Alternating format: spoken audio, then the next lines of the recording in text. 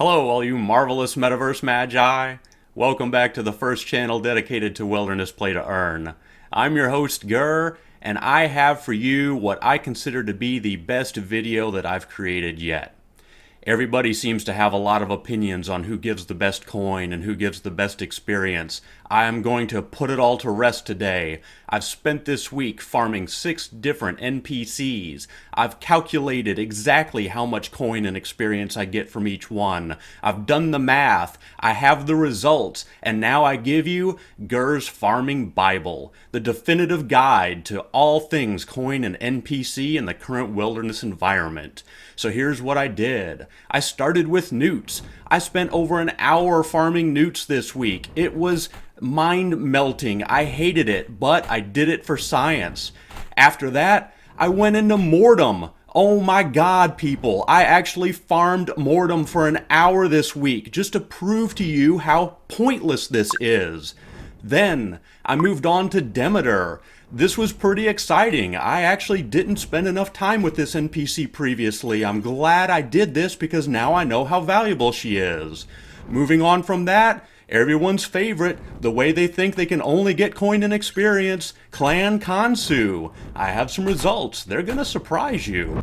After that, we wrap it up with a little solo Kansu play. So without further ado, let's get to the results.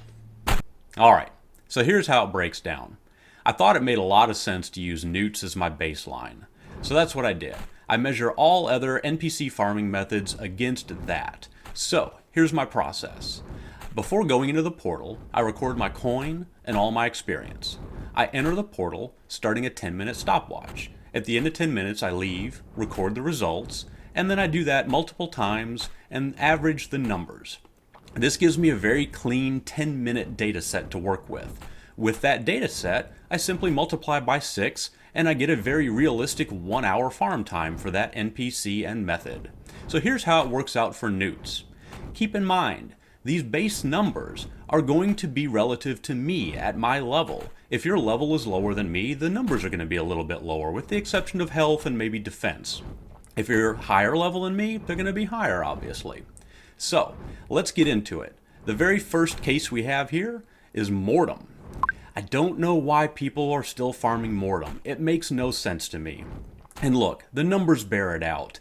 You're barely getting any more coin than you would with evil NPCs, but you're getting a whopping 74.43% less experience. Seriously, why are you doing this?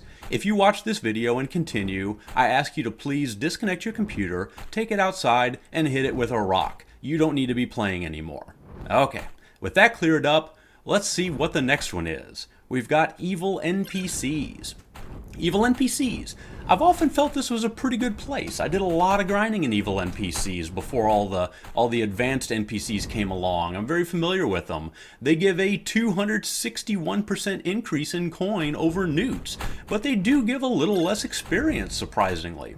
I think it's because there's usually a lot of people in there, and so you miss out on a lot of the defense that you would normally be getting. So, with a negative 7.25%, I don't know, if you're feeling lazy, it's a good place to spend some time, but there are better ways. And that takes me to number 3 on this list, Demeter.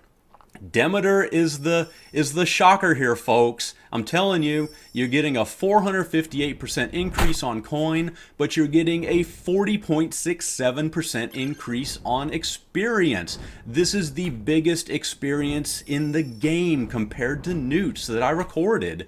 If you want the best experience, this is where you spend your time.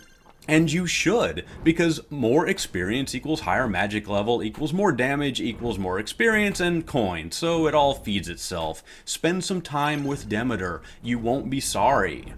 Moving on, we have Group Kansu.